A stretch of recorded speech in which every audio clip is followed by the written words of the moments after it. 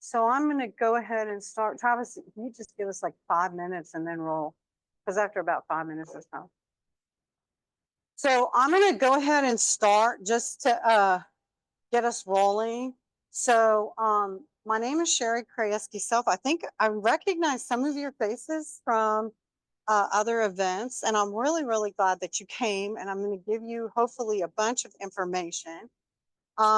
Just in case I didn't, I wanted to make sure to give you guys, this is how you sign up for this. Will take you to all of the different places that we are on social media. And I'll really encourage you guys before you leave to go ahead and do that. And if you're like, I don't want to do it right now, I have some little papers over there that have our little social media link. Yes, just like this one. So I'll hold it up so you guys can see. Little one right here that also has that link, so you can do it later if you want. And they're there for you to take. And this is the place to stay up to date with what my office is doing, which literally changes almost every day. That's pretty close.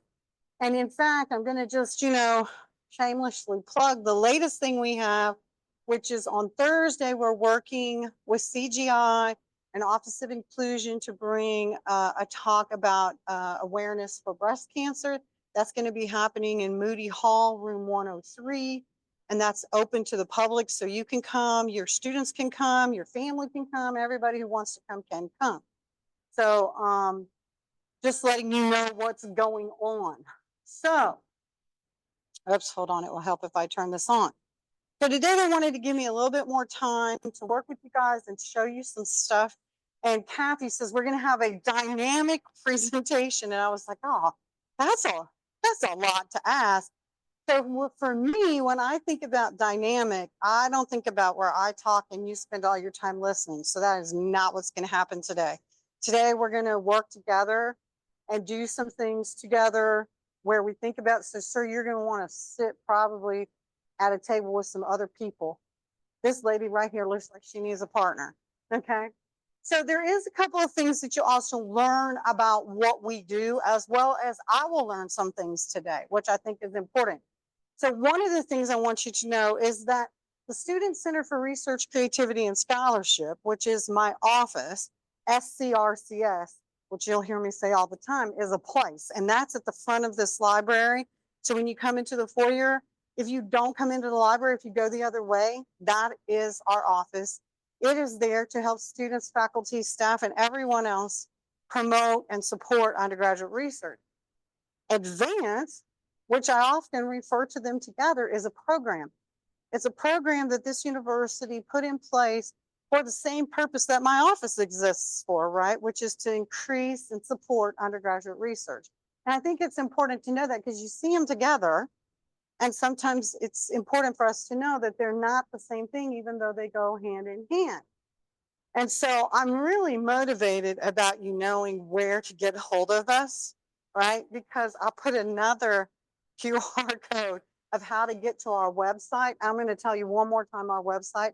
And I think the last time I saw you guys, I really promoted the website.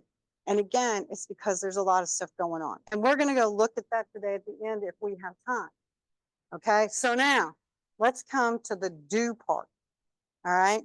So what is it that I want you to do? Well, want you guys to start. I put some large Post-it notes on your table, and there's some Sharpies. Okay. And what I like you to do is at your table, in your groups, and you need to have somebody write down, because I will be asking you for the answers. I want to start with answering this question. What are the biggest barriers to students who are trying to get involved in undergraduate research? Doesn't matter what you say. I want to know what you think. What are the biggest barriers? I'm going to give you about 3 minutes to write those down. Okay, so go.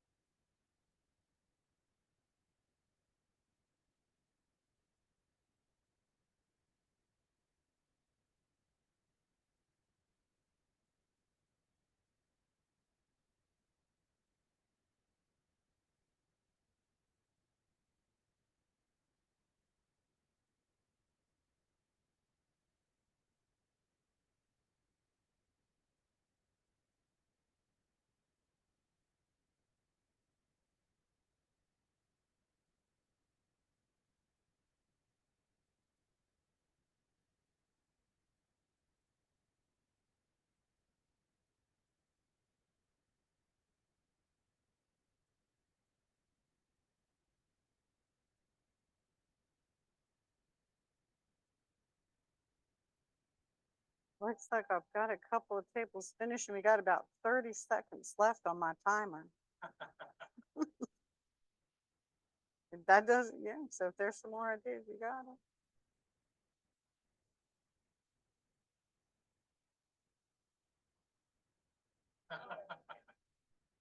Yeah, and folks, I heard the word undergraduate come out of someone. Yeah, undergraduates now. Undergraduates is what we're focusing on here. Okay. Is it going to make noise? Oh, it is going to make noise. Yay. Okay. So let's talk about your answers. So this team, you guys were quiet first. So would you be willing to tell me what were some answers that you gave? Let's give me two of the answers that you gave that you wrote down. Okay, well, I want everybody to have a chance. So give me two. You got to pick your top two favorite ones. Uh-huh.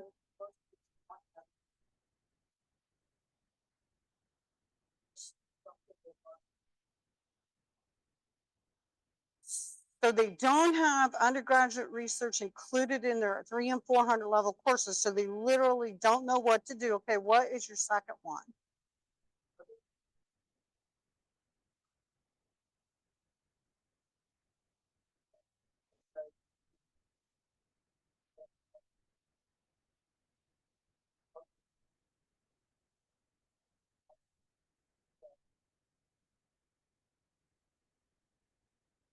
So they don't have it in courses, they don't see it, they're not exposed to research and what it is. Okay, so those are two reasons. Okay, does someone in one of the other teams have other reasons? Got this team right here. Two reasons that you have. Guidance, okay. Okay. Yeah.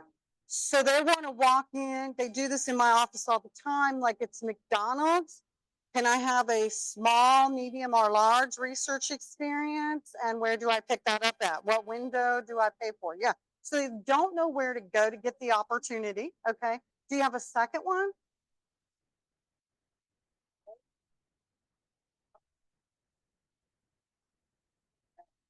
Yeah.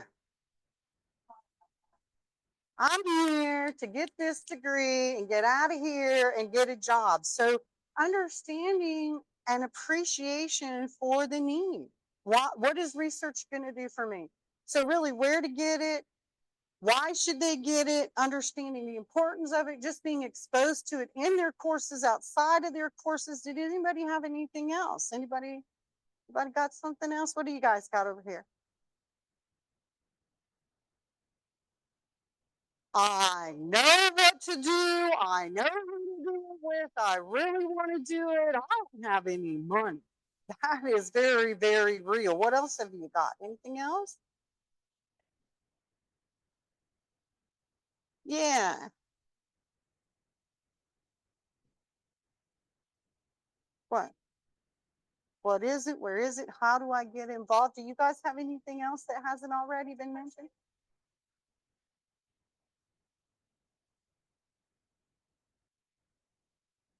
Mhm.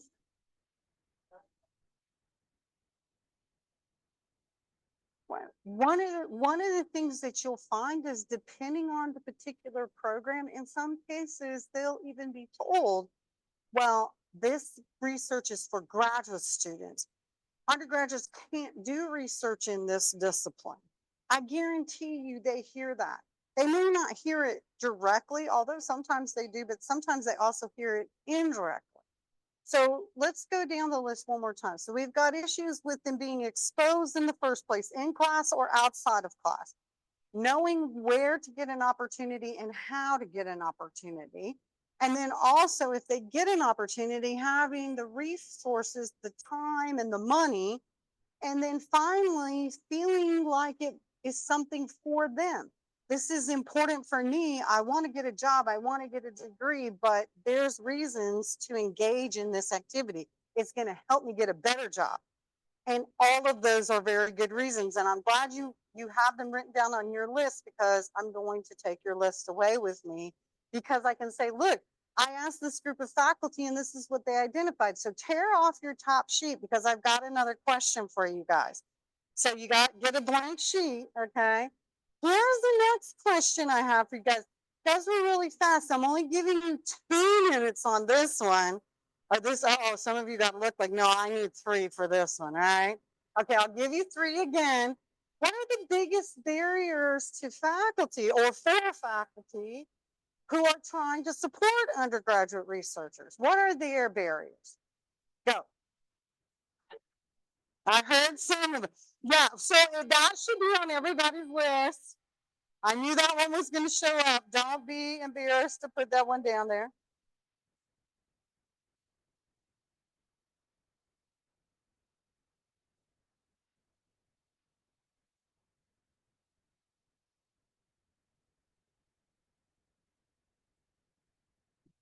You see, they,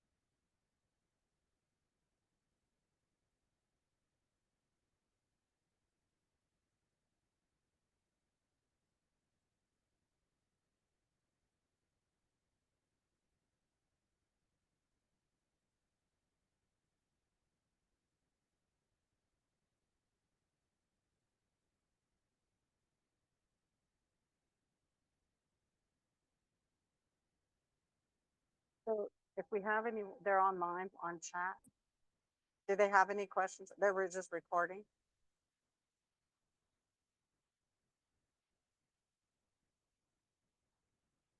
Okay. Hey guys, so we have about 10 seconds remaining. So 10, 9, 8, 7, 6, 5, 4, 3, 2, 1. And we need to wrap up what we were talking about. So, okay. So let's start with this group this time. What do you guys think? Give me two struggles, 2 problems for faculty. Well, time and funding. Okay, so time and funding, we'll just go ahead and put those. So other than time and funding, because yes, we know that's it.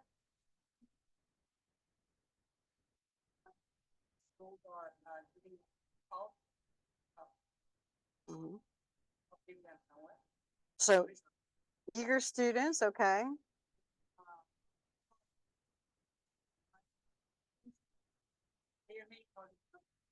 Mhm.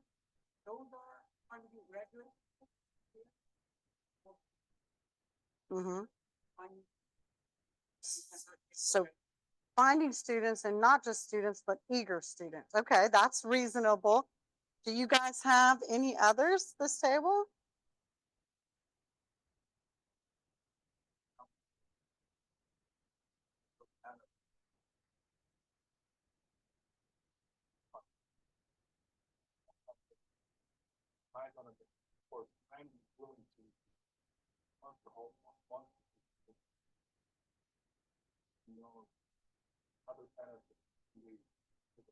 I think being honest about the self-efficacy on the part of faculty is important. What do I get from doing this? I know that there's benefits for graduate students.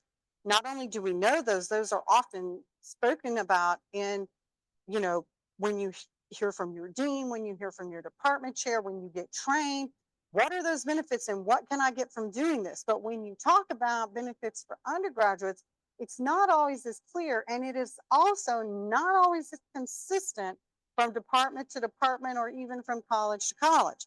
So what do I get from this? And I think putting that on the table is important because that goes right along with time and money. Okay, so knowing what your accolades are and who's going to tell you that, and also does that change depending on who you're talking to? So absolutely, that's fair, and that's really communication with upper administration, right? So communication, time, money, eager students, how many students, finding the students. Anybody got anything else? What you got?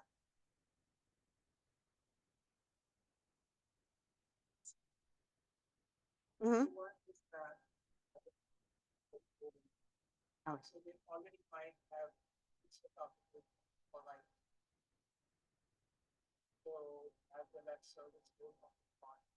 Mm-hmm.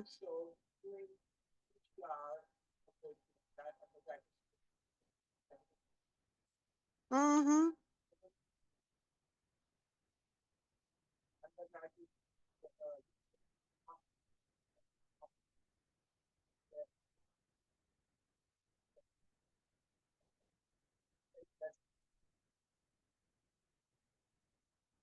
Absolutely. I think that's really good. And the part that really I think you added to the discussion very much is also really mindset on the part of faculty.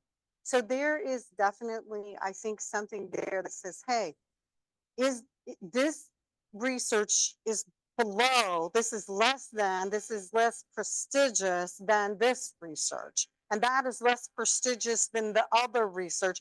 And that when you're tired, and I'm just going to use that word, and tired cannot just mean I need to take a nap. Like all the naps in the world might not fix this kind of tired.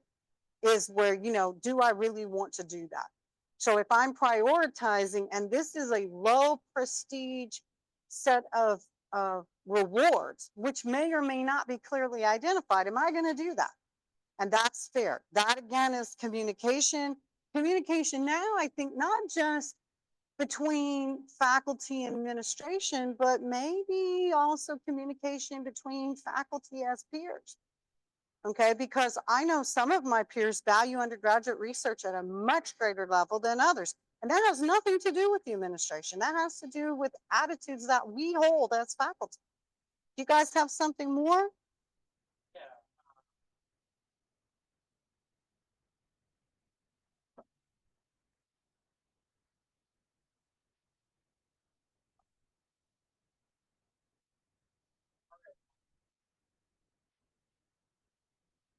And so you guys brushed on a great topic, on a great thing here, which is this. Faculty are not real big on just saying, I don't know what to do. I don't know how to do this. It's not their thing. They're not going to walk up and tell me that. They're just not. And part of what you're talking about is like, where can I do this? What counts as research?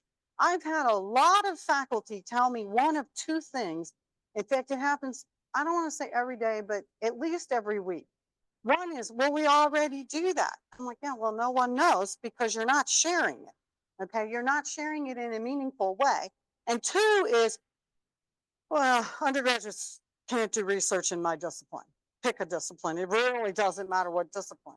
They can't do the research I do. I'm like, but then I'm asking, like, have you thought about the next question I'm going to ask? And I'm not going to ask you guys to write this down, but I am going to ask us to discuss it for just a minute, which is this. Can research be taught or must it be experienced? Let me reword the question a little bit. What activities encourage undergraduate research? And before I turn it loose for discussion, let me offer up this idea. If your undergraduate researchers are doing the same level of research that you are, with all due respect, you need to take a look at the research you are doing. Okay. I mean, your undergraduate research, if they are sophomores, they can do some amazing things. I've seen some undergraduate students do some stuff that would, you know, they would have put me to shame for sure when I even was a PhD candidate. There's some brilliant people out there. But my question is, where do they start, and at what point are we comfortable calling it research? We don't have time to solve this, I will tell you, but some reflection. Anybody willing to go out on that limb? Yes, sir. Yes. Mm-hmm.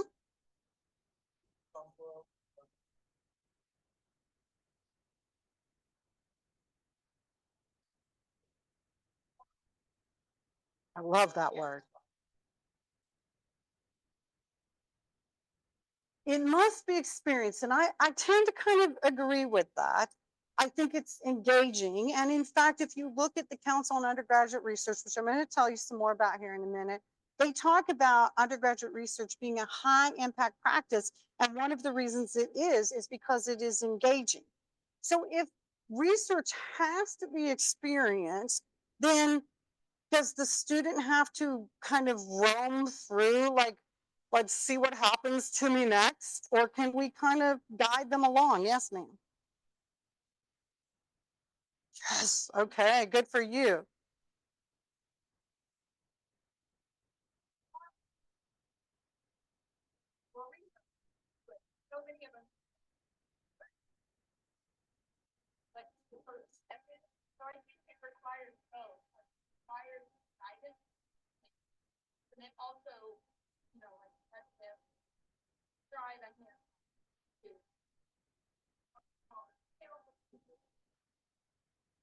Right. So now I'm going to put a question out there. It's rhetorical, which means we're not going to answer it. I just wanted to go kind of sink down into you for you to think about. And that is this. When you talk about experiencing, allowing people to experiencing something new that you don't know the answer to, like, you know the method, you know the process, you know the skill, but you don't know the answer, because that's research, right? I don't know the answer. And by definition, in a course embedded undergraduate research experience, the students nor the faculty know the answer. So tell me, who's the most worried and who's the most scared in that classroom? You, the faculty, or they, the students? Who's having fun and who's going, oh, just a thought, right? You're all right. Yes. Okay. Okay. So a little rhetorical and a little like, okay, that was kind of, it was a lead question. I'll admit it. That was not, that wasn't a real question, but it was a thought. The fact of the matter is undergraduate research can be a bit challenging. And I know that some of you guys have seen this. And before I go on, I'm just letting it sit up there. I have to tell you, this part of the experience here, our dynamic presentation, was the question and answer part. It's hard. So I have our winner. I already picked him out because I'm wanting to make sure I stay in my hour time. I'm not going to pronounce your name correctly. I think this is you. Is this, tell me how to say, is this your name? Krishna. Krishna. Okay, you won, Krishna. Now, and what you won, yes. So when you have hard answers, sometimes it's hard to answer them. So I have an 8-ball. And so, do you know how this works? So you ask it a question, and when you turn it over, it will give you an answer to your question. Only yes, no questions, nothing complicated. And this is provided by Academic Mentoring Matters, which is an organization started back in 2014, where students volunteer their time to help their peers learn the topics that they are involved with. If you want to know more about that later, you can ask me, but you win the 8-ball. Okay, so hard question. So now we are not answering this question because that would take us a month of Sundays. But I do want to give you some acronyms that you're going to hear. Okay. Mentored undergraduate research. This is what we tend to think about when we think about research. Most faculty, when you ask them to describe research, And frankly, most students, they're going to talk about an experience where a faculty works directly with a small number of students or an individual student. It's spectacular. The things that can come out of that are remarkable. And frequently, undergraduates don't get those opportunities because there's literally a limited number of faculty. And that kind of intense mentorship often is saved for graduate students for exactly the kinds of things that we all know there's more benefit for the faculty when that happens. That doesn't mean that undergraduates don't ever get this opportunity. It just means that this is what we traditionally think of, and that's mentored undergraduate research. Course embedded undergraduate research, this is exactly as described, where you take a research experience and you build it into a course. More and more of this is happening, but it's a little bit scary, frankly, and it can be difficult. Okay. By the way, I have a new faculty learning community opportunity. You'll be able to sign up starting next week. It will happen one meeting this semester, and then every other week next semester. It does have a stipend of $1,500, and the person who's going to be the facilitator is Dr. Patty Meir. She was fantastic. So look on our website for that information. And then we have summer undergraduate research experiences. Those are high impact, high recruitment. These are things that when you have them at your university, you see lots of people advertising students want to come. There's usually huge stipends involved. Like I know there's one that nursing is going to be offering. Those students get $7,200 each to work with the mentor, and the mentor gets some either supplies or funding or both. We have another one that's called assets that people work with. There's REUs. These are highly competitive opportunities, and that's wonderful. But as expected, it's limited because it's financially very limiting, right? That doesn't mean we shouldn't keep going for more of them. It just means it can be limited. And then finally, program undergraduate research experiences. These are less defined. In the literature, they are simply less defined. Here at UL, we have designed a program called Advance. And this is where we see a series of people working together to create an experience for students, plural, students. So what I want to do next is talk to you about how we came to that. And this is kind of the lecture part where I'm going to tell you guys how we came to this point and what decisions got made. Okay. So first of all, I think I've told you before, some of you, yes, some of you know, I want to make sure that I tell everyone in this room that Advance is the quality enhancement plan for this university. And if you go on my website, advance.louisiana.edu under About Us, you can find that QEP and read it if you're so inclined. The important thing here is that every university in the southeastern part of the United States has a quality enhancement plan, and the name tells you what it does. It enhances what? That's the part it doesn't tell you. It enhances the curriculum, okay?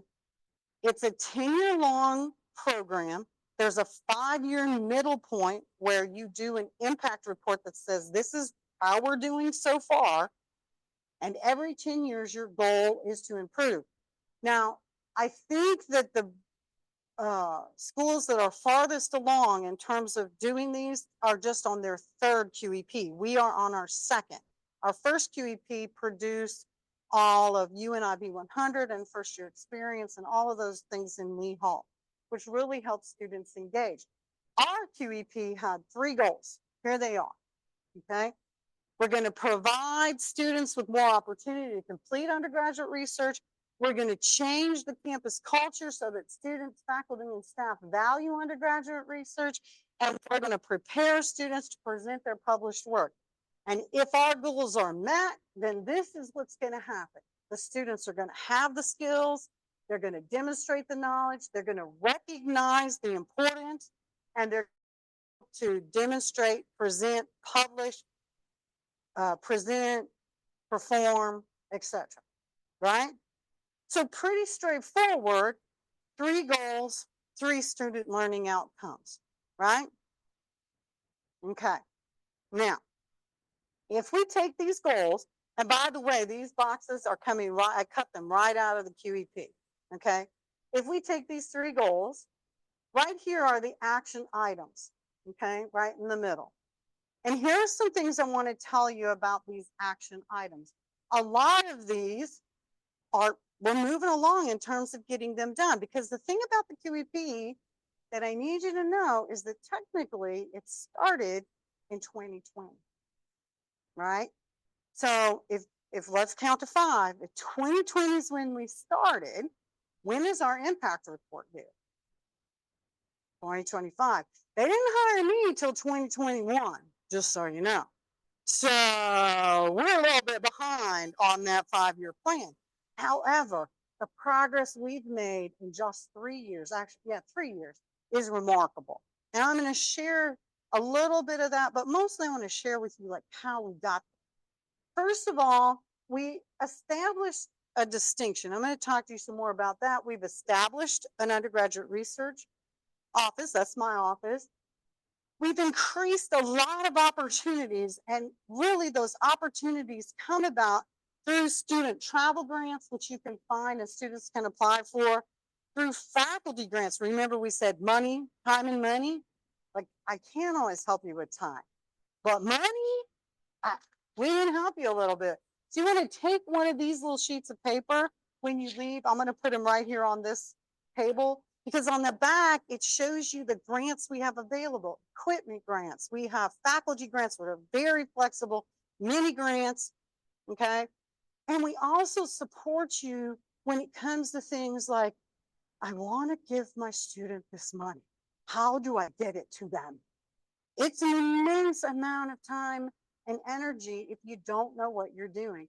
But if you call us, we can make that path a little shorter. You still have to do it, but we can tell you how, okay? That alone, these little things can suck up less of your time, right? And then develop programs that help with this dissemination. So we have an undergraduate research conference. I'm going to tell you more about that in a moment. We have showcases. We see both colleges as well as departments adding symposiums and conferences to their things that they do annually. So the opportunities for undergraduates to work is incredible. Most of these things, in fact, all of these things, are supported by the Council on Undergraduate Research document that was quite old, right? It's been been around. It's not as old as me, but it's been around a while. So Characters of Excellence in Undergraduate Research, which is CURE. There is, however, there is also a committee here at UL that you can volunteer to be on called LaCure, the Louisiana Council on Excellence in Undergraduate Research. That is the steering committee for my department and for undergraduate research. So if you are motivated in this area, there is some pluses, there is some things for you to do where you could put it on, these are my community service, this is my service to the university. That is established faculty rewards, accolades, right? And we can help with that as well. So I want to get to this one. Create advanced pathways in undergraduate research. How are we going to get this into the curriculum? That's a challenge. How are we going to increase the number of students who can get involved if we can't hire an army of faculty? Which, by the way, was my first plan, and it got shot. Not a surprise, right? They said, no, I'm sorry, you may not hire 25 instructors and 4 research faculty for them to work with. Not going to happen. So what are we going to do? Okay. Well, let's think about the needs and how we can work within the system that we have. And let's also think about the courses we have and the information that we're sharing in those courses. Because you guys identify the courses don't have the information at the upper level. They're not exposed outside of course. Even though we're in the university, the time that they spend at university in between courses is engaged in a lot of ways, but is it ever engaged with research? And can we capitalize on that time? Okay. So we said, okay, let's see what we can do about creating a program undergraduate research experience. Any program advanced must be flexible enough to fit all respects of academic programs, robust enough to fit and to have, credit. We don't want to water down what we're doing, right? And inclusive enough so that everybody can be involved. So we talked about those students who are motivated. We talked about finding those students. What about those students who are not motivated because they just don't know what they don't know? We have students who come in who are scholarship students at this university. They get a scholarship, okay? They have the opportunity, not the requirement, the opportunity to volunteer to do a scholarship work position. If they make that choice, and notice I said if they make that choice, and they know that they should make that choice, then the scholarship office sends their name to someone in the department, usually the administrative assistant, sometimes a assistant chair, or someone who has been hired to build a program. In engineering, there is an incredible program that's already in place. In biology, it goes to the assistant chair. Outside of that, I'm not 100% sure what happened. And I'm not sure as many of those students actually sign up for the jobs because they don't know what they can get for doing that. So what happens? Those students are distributed to the faculty. Sometimes the person who's in charge, so in biology, they come to me and they say, Sherry, how many undergraduate researchers can you work with? And I'm like, I think you can take 2. Well, I need you to take 5, but I can only take 2, but I need you to take 5. So if I have an ability to work with 3 students and I already have my administration pushing me to do 5 students, and those are the students who are all valedictorians of their high schools, how inclusive is it going to be for the student who wasn't a valedictorian, didn't get a scholarship, but comes to college anyway and starts getting A's? Because college is where they begin to excel, where high school, what do we do with those students? So inclusive here gets tricky because we have some wonderful programs, but we don't have it all figured out. So here's what we did. If you look back in 2018, 5% of our freshmen said, I want a research experience. This matched up to national levels with NESI. However, our seniors, only 18% of them said I had an opportunity that did not match with the national percentages, which were about 22%. So that's how this program came about. And we said, okay, here's our path. We're going to introduce them. We're going to teach them skills, and then they're going to disseminate hoorah. And if they do that, we said, well, if there's accomplishments, there's they basically know what they're doing. They're distinct, but I added excellence because you know what? We already had back in 2018, and even before that, undergraduate students who were publishing. I've been 2 undergraduate students who published in scientific reports with me. It was a fantastic paper. There was nothing, nothing about it that wasn't, even graduate level. It was fantastic work. In fact, we got an NSF grant on that work. So it was well done. So I said, well, excellence is here. Distinction's what we want. Basic exists. What are we going to do? Well, if we put these 2 against each other, you get a grid. Here's the thing about this grid. And you have to read the stuff at the side because I'm not going to read it for you guys. Okay. If you put it on this grid, here's what you find out. If you go basic, introduction, skills, dissemination, and you go all the way to excellence, here it is. Woohoo, these are the people who are in the newspaper. These are the people, if you ask the dean, I need a student from, I'm going to pick on history, who's fabulous. They got somebody like that. But that's the same somebody that they always say. That's the same somebody. It might be 5 somebodies, but it's not a whole lot of somebodies. According to the somebodies that we saw in our data, it was about 18% of our students. And they were already here and we were already celebrating them. But there's some problems because there's some squares that are unaddressed. they're unassessed, they're untracked, they're not getting that assistance. And this is where we had the ability to excel. So what we did was we said, okay, let's design a program where we have basic, distinction, excellence, and let's make sure that everybody, parents, students, advisors, faculty, staff, everybody knows what's in that path. What do I need to do? Okay. And we said, okay, if we do that, if we identify the curriculum and the co-curriculum and we publish that, and we said, this is what you need to do to be exposed. So every course that has research in it, it's in the plan. Every single time there is a symposium or a conference, it's in the plan. What do you need to do, students? Make it clear for basic, for distinction, and for excellence. And then also, and this is what students want to know, right? Does that illuminate what they would need to do if we do that? So they know. Remember, we said part of the problem was the students don't know. If we produce this and we publish it, will it help them know? What do you think? Yes, maybe. So far, so good. It's working.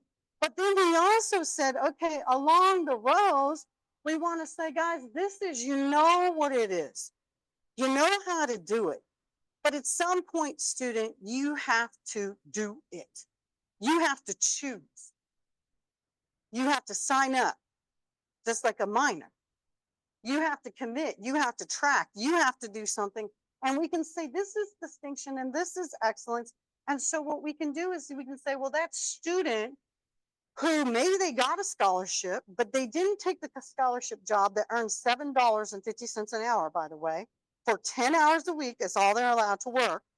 They said, no, I'm not going to do that. I'm going to go work at Texas Roadhouse. I get paid a lot more there. Plus I get tips. I'm not going to do research except for when I can. So my 10 hours a week goes strictly to my research and my 20 hours a week goes to my job. And then I desperately am finishing my classes, and the good ones pull that stuff off all the time. Whether we like it or not, it's real.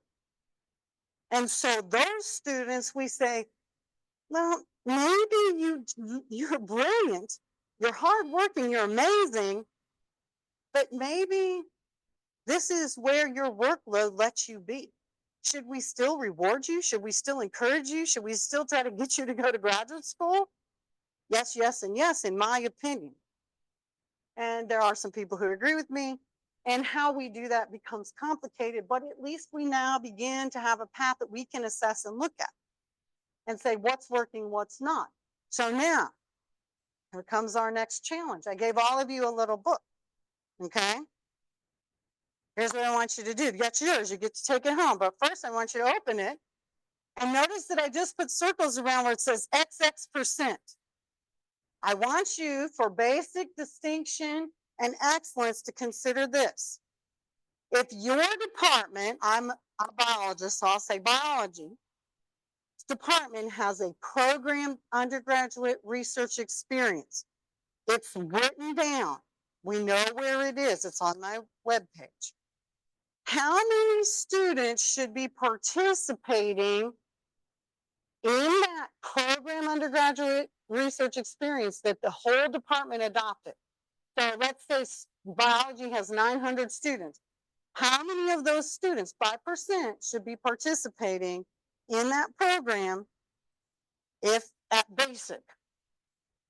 You guys understand the question? Yes, yes? No, no? So imagine that you have a program that you built, the advanced program, and biology adopted that program. How many biology students should be participating at the basic level? Should it be 90%, 100%, 70%, 80%? And then at distinction, what percent? Because 100% is the total number of students they have, right? Then at distinction, what should that number be? This isn't, you can't get it right or wrong. This is your opinion, right? And then at excellence, what should that number be? So I'm going to give you like 30 seconds to write down what you think, because I'm running out of time. I got 10 more minutes. So you really got to write it down in your little book. Write basic, write distinction, write excellence, and put the percent you think.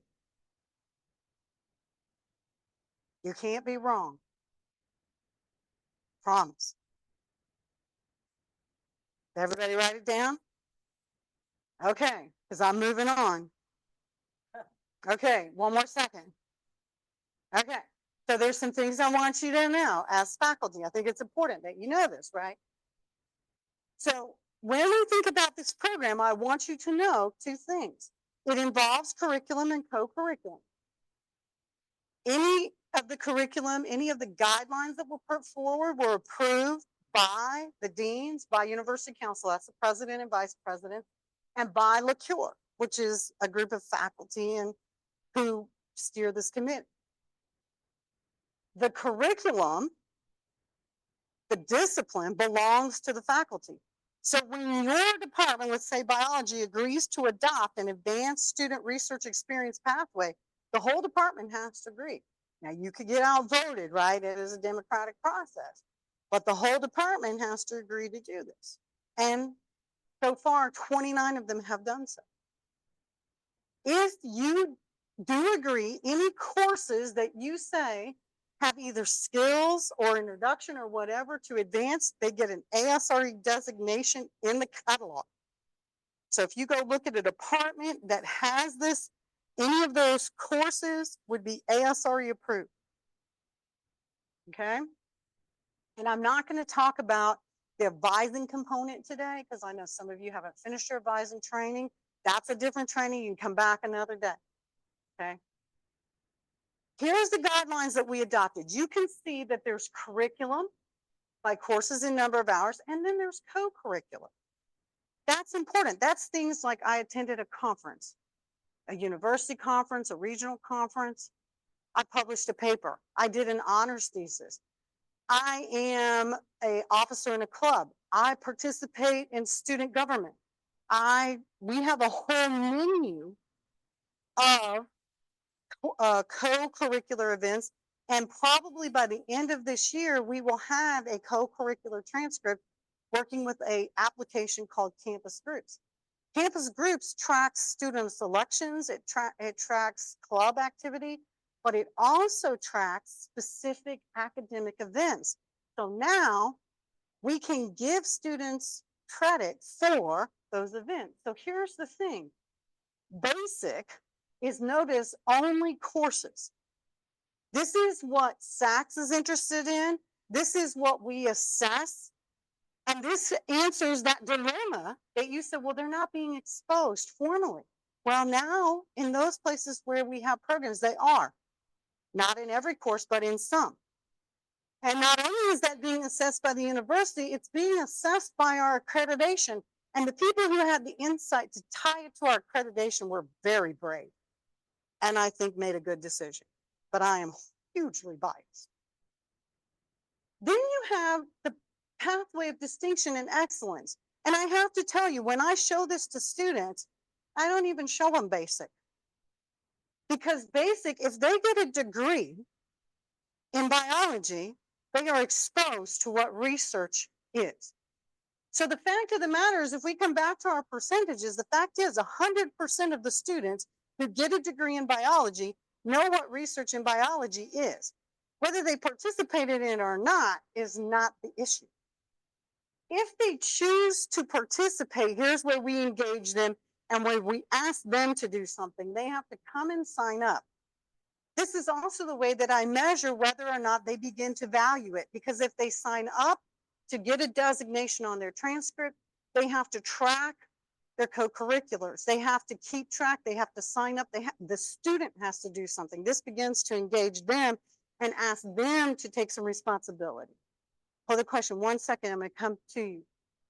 So now, also for assessment, you don't have to track that because I'm tracking it.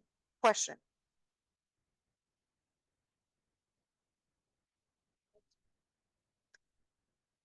None of the departments have picked extra courses. They have all chosen courses that they are already taking for their diploma.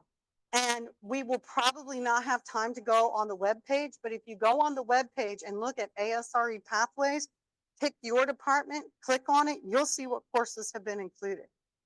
You will not see basic. To see basic, you got to talk to your chair.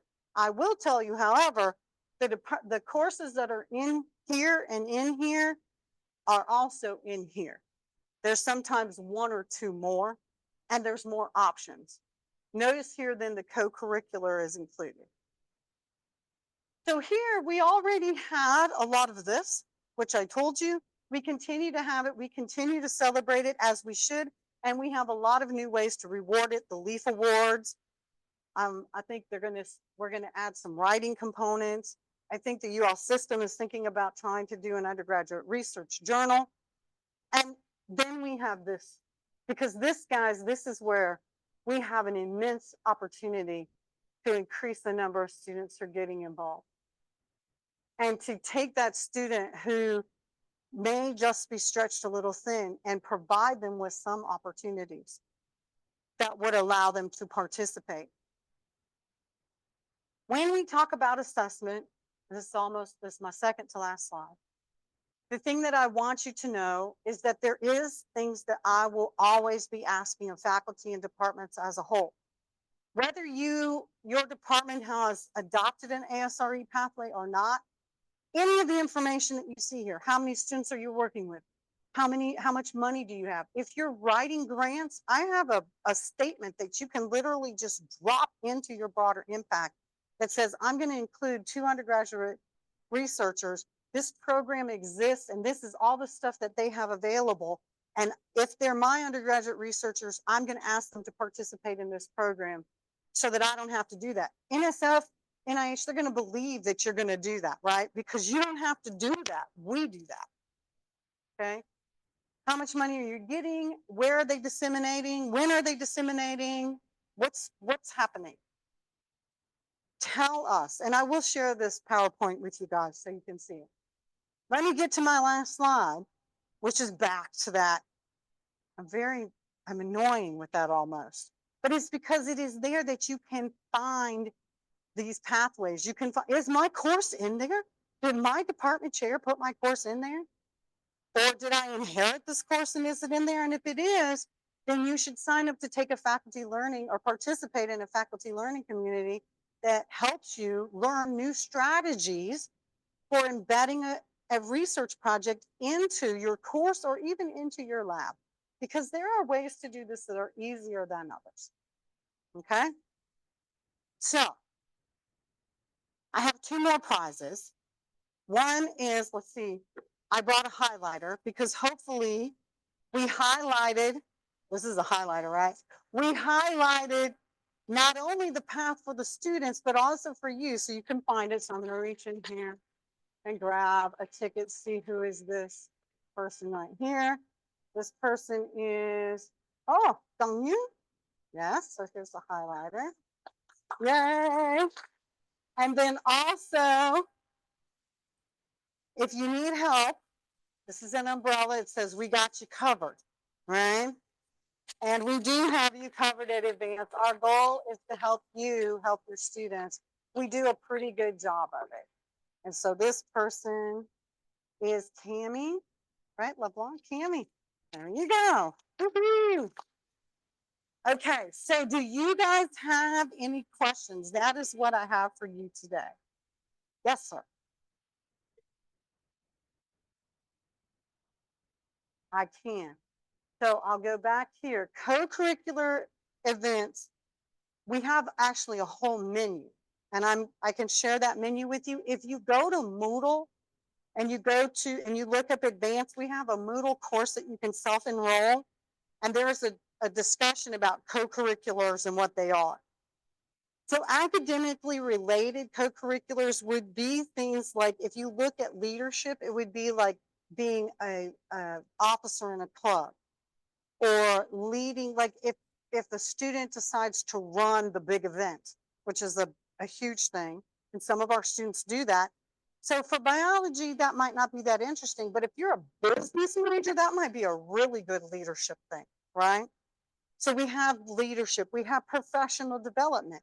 If you take courses, right, that help you develop certain skills, all right? So We have competitions. The engineering people, they do all kinds of competitions that are really relevant and important. Artists as well.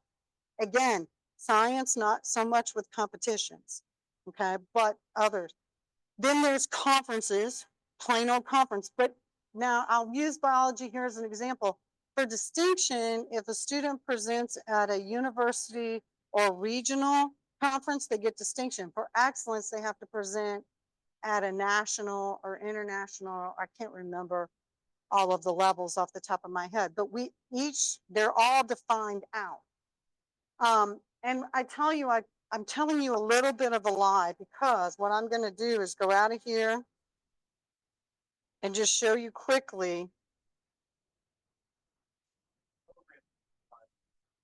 that each department has and does define it. I don't define it for them. Where'd my glasses go? Oh, here we go. Oh no, it's not showing the website. Shoot. I was hoping it would. Why is this not showing?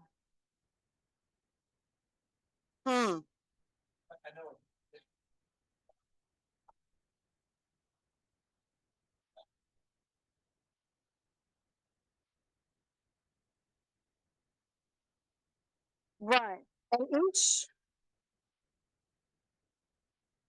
why am I not getting this? It's not showing the screen anymore. What's wrong? What did I hit? No signal. Oh. No. Oh, maybe. Aha. So if you go here, so this is the advanced pathways, right? And you guys pick a department. Anyone, I don't care. Call it. Okay, and where's engineering? Here it is, chemical engineering. So here is engineering's pathway. So here's the courses.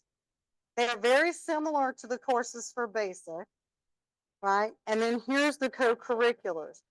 So notice for competition, so there's altogether 13 things that a student has to do for excellence. So 8 courses, all which, by the way, do count for their graduation. And then they can do an approved workshop, which we do ASRE approve lots of workshops. They have to be academic and research in their nature. Professional development, you can see that, those things. Presentations at a department, university, they give you the whole list. And then dissemination, which honors thesis, peer review, publication, presentation. So here's the thing, coming back to saying, the reason that we have this software called Campus Groups that tracks this, let's say the student goes to a conference. They have to come back, they provide their abstract, they have to fill out a form and turn it into Campus Groups. That goes to us, we go, yep, that looks good. It then goes to the department. The department says, yep, that counts for engineering. And then it comes back to us when they've finished everything they need to finish. Then we send it one more time to the department, just like a graduation checkup. They say, yep, done. So they can graduate and never get this, but they can graduate and also get this designation on their transcript. We send it to the register, and the register puts that note. And I'm coming to your question. If they get that note, we are not only put it on their transcript, we encourage them to put that on their resume, that they finished an ASRE pathway. And then if they come right here and we give them the link, we show them how to do it so it's active on their resumes. Notice here it says for employers, and their employer can come here and read more about it, right? So this is like having a reference letter that's already there. So they don't need you to write them a letter that says, yeah, in fact, they didn't lie on their resume. They really, really, really did do this. They've already got the whole university backing up what they are saying. Does that make sense? And did I answer your question?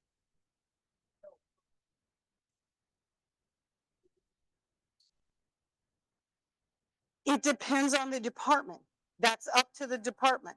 So if you look at biologies, for instance, biology has included some courses as a possibility. So notice here that you can do 3 workshops, or this is their introduction to biology research. And they have some research, like internship courses and research courses they have. But that decision is not made by advance. That is something that's built in, there's a whole process. So the answer is it could, but it doesn't have to.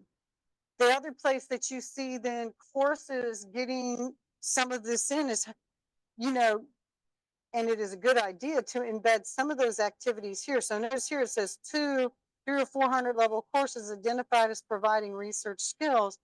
And when you go down here, they give you a note. Why so many courses? Because they have multiple concentrations. So if you're a medical pre-med, or if you're a micro, if you're an ecology and evolution, you're not going to pick the same course.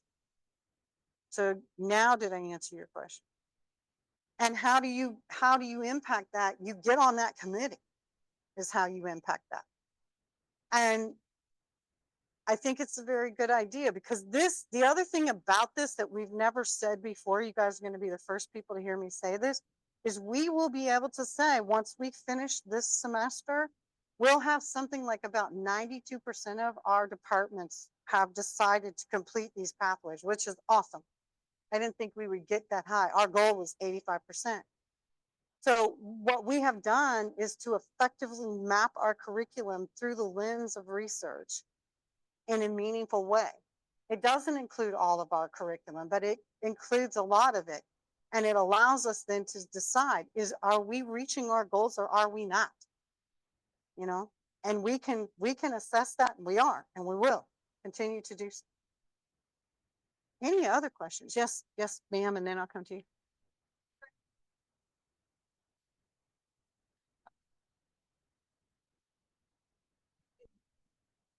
We talk about it with them in UNIV 100. We also talk about critical thinking and do some training for critical thinking. So we can already sort of start that conversation of why critical thinking is important. As a biologist, now not all of my colleagues are going to agree with the statement I'm about to make, but I'm going to go there. We don't teach critical thinking. We expect that you already know it. And if you're not using it in our labs, you're going to be in real trouble. But we don't actually teach you how to do it. We're like, what do you mean you're not doing it? You need to go figure that out and come back when you're ready. So the answer is as soon as they can, because we do have some students now, like as soon as they're adopting, like this year, the departments that adopted these pathways, we let the students who already had their stuff done, if they could get their paperwork filled out, to go ahead and finish in December. And I think we have 17 students who could do it. The next group, no, they can't graduate and get the designation the semester they sign up. But to answer your question, I think they should do it either the first or second year of their freshman year, because what it does is it engages them right away. It causes them to think about tracking, and it teaches them to build their resume, build their CV, build their experience. Think about the experience. I have 2 experiences. Which one is going to be most meaningful for me? Do we do that? I can go to this conference, I can go to that. What's the best one? We're starting to now teach them about how to experience. Because you're right, I agree with you. I think we need to have them experience. But can we teach experience? Well, we can guide it. So, and you have a question, and I'm coming to you. What do you got?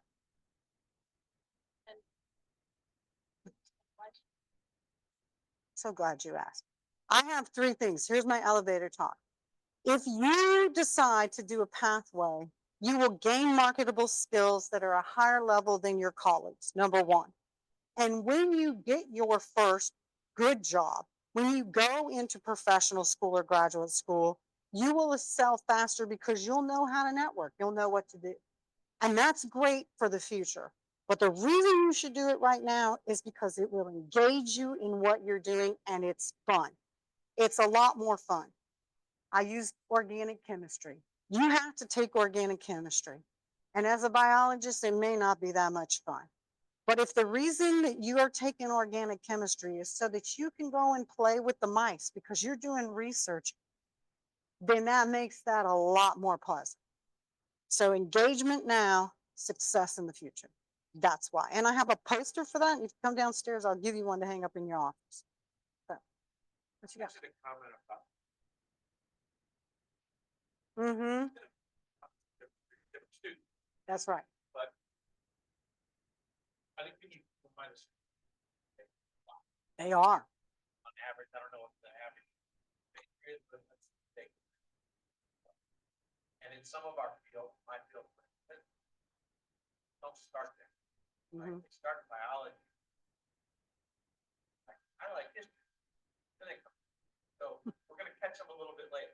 Yeah. And that's happening all over. Whenever you. Yeah. Yes. Yes. As early as possible. And the other thing is, and I'm curious, and we haven't done any studies, so I don't know the answer. I do know for the living learning communities, it didn't show that it helped retain students any more than not being in the living learning community, but it did retain them in their major when they were part of the living learning community. So I'm curious to see that if they join Advance, and one of the things I'd like to build out is eventually like some ambassador programs, but also they'll be engaged with groups of students who are doing similar things and with faculty.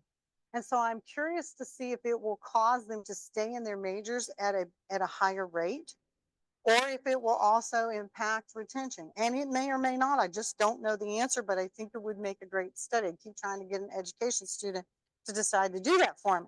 And then the other thing that I think is really, really interesting along that same line is that as they begin to think about, okay, I'm not going to be a biology major, I think I'm going to go do history. That's great. When they change that ownership of it, that thinking it through, that's important. And so when they come in, if they're already signed up for advanced in biology, in order, they can't get their designation. If they're a history major, they can't get a biology research designation. That's not possible. So let's say they change their major. And let's say they don't go talk to their advisor. They just do it. That happens all the time. It's not a good idea. But when they come in to change their advanced pathway, guess what? They're going to run into me or one of my staff. And when they do, we're going to be like, okay, that's great. And I'm glad you changed to history. And you know what? I think that's wonderful. I really think you should go to the Career Center. I also think you should go to Lee Hall, because while it's great you changed, we don't want you to change again. We want you to know what you're doing and get invested. So let's go ahead and sign you up for history, but let's talk about how we get you invested. So it just adds to helping with asking them to own their own education, which is critical. Yes, sir.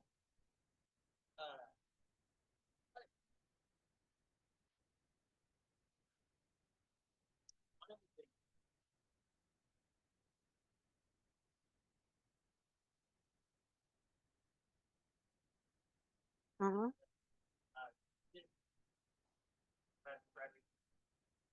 Yeah.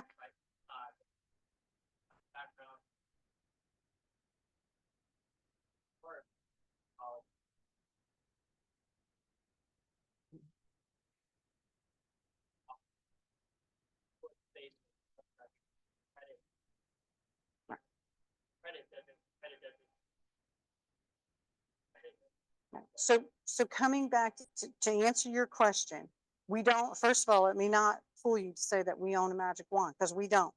We do have some resources, specifically travel resources, and we also know where opportunities are. So one of the things, by just existing, we spread out that information. One of the things that students who, for instance, are first gen students, they don't even know where to begin to ask. So one of the things is now they start to know where to ask. Not only do students, when you say look like you, it's not just that they look like you and that they have resources. They also have certain kinds of social equity. In fact, when you look at students who are doing undergraduate research, a lot of times they have a staff member or faculty member or somebody who's working at that university or works at another one. Those statistics are kind of amazing. So by existing right away, we change that. We're very, very active out there. We get our name out there. Students come in all the time and ask who we are. We're involved with In fact, I'm actually one of the advisors for the Student Honor Society for first gen students. We're involved with the campus inclusion. So we make a lot of noise that way. We do have travel grants, that helps. We illuminate the pathway so they know what to do, and we provide opportunity to faculty that can then give them stipends. So if you apply for a faculty grant, you can give your student a stipend, okay? And so that does help. Do we have the capacity to do some external fundraising so that we can start making more opportunities happen for them? Yes. And the other thing we do, so Text Biomed, which is a group that's with nursing, remember that group I said that has a $7,200 opportunity? It's run through our webpage. So anybody who goes to our webpage knows that it's there. So now it's not like, you two know because you know me and I'm the person who runs it, right? It becomes not so much word of mouth. So all those things help. It's a start. Is it a finish? No, but no one will give me $1 billion. I've asked a lot of times and they just keep not giving it to me. But I think that all of those things do help. And also when faculty like yourselves come here and listen to me and I say, listen, I can help make your broader impacts easier. It's already written. You can take the I don't care. You can play it. It's not plagiarism. I'm telling you to use it, right? Tell them you're going to do this. Now, maybe you were going to include one undergraduate, maybe you'll include 2 or 3. That alone is going to increase opportunity. And I'll also tell you things like McNair program exists, LAMP exists. This is where you find those students. And I know as a researcher myself, I don't do as much now because I literally only have so much time in my life, but I always kept one slot open for a LAMP student. So I had scholarship students working for me. I had volunteer students working for me. I had all kinds of things happening. And there's lots of those faculty learning communities can show you how to get students invested where they're at, so that they can have those experiences in a way where you say, okay, I'm going to let these people be invested this way and these people be invested this way. And if the reason it's a 4-year experience, back to answering your question, is it takes 4 years sometimes for some of them to just catch their breath, you know? And if all they do is make a poster and present at the undergraduate research conference, which by the way is November 15th and 16th, that's huge because that might be the difference of them going, I want to go to grad school or not, you know? So did I answer your question? Mm-hmm. Oh, it's Lewis Stokes, something, something. I don't remember, but if you come downstairs after, we'll go look it up. But it is a program that is for students who have a variety of challenges and are historically underrepresented students. And it helps them to kind of even up those experiences. And it does focus a lot. They support undergraduate research heavily. McNair is a similar thing, only they're trying to get them into grad school. And I think they support during grad school as well.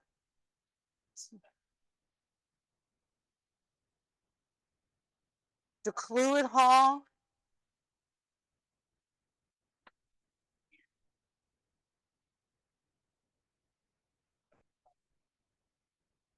Well, one of the things you can do is you can say, I have a research position that I say for LAMP.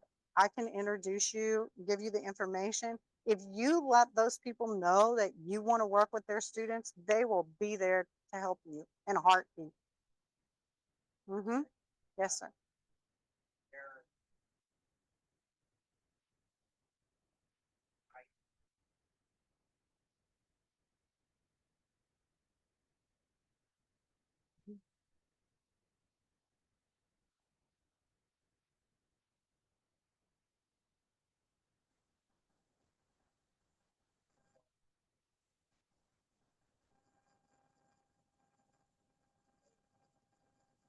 For men, Oh, well, okay, for mentorship, there's not specifically, there are some specific things that Office of Inclusion can talk to you about with that.